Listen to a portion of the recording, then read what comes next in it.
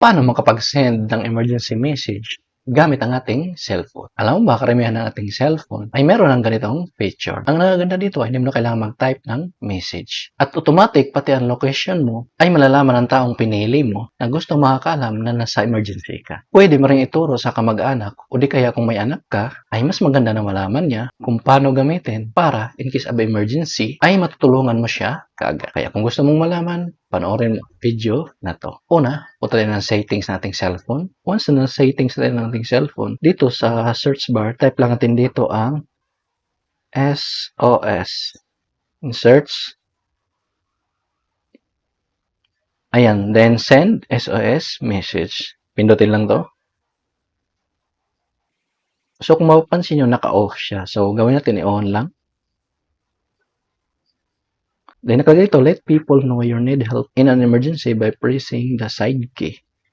So pipili ka ng option dito, press the side key 3 times or 4 times. So ilagay ko dito ay 4 times. Then dito sa auto call someone, pinutin lang to.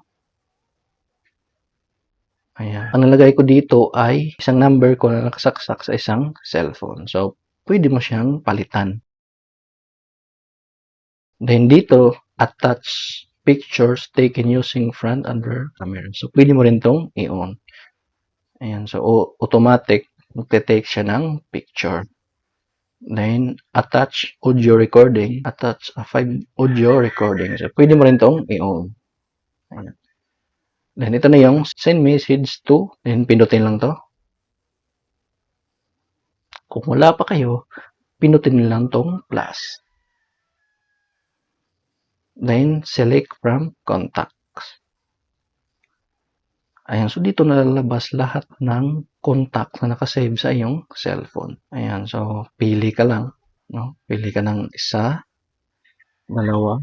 So, ibig sabihin, pwede mo damihan paglagay ng contact info. So, halimbawa, i-add ko tong dalawa. Pagkatapos ma-add, pinutin lang tong done.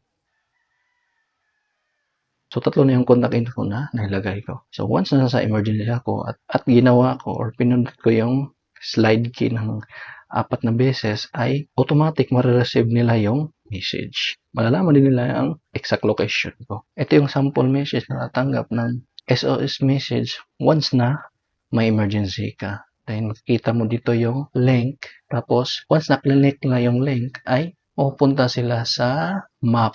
No? Makikita nila yung exact location. So, ganun kadali, paano mo pag-send ng emergency message. Kung nagustuhan mo ang video na to, huwag kalimutang mag-like, subscribe, at hit notification bell para updated ka sa mga bago kong video.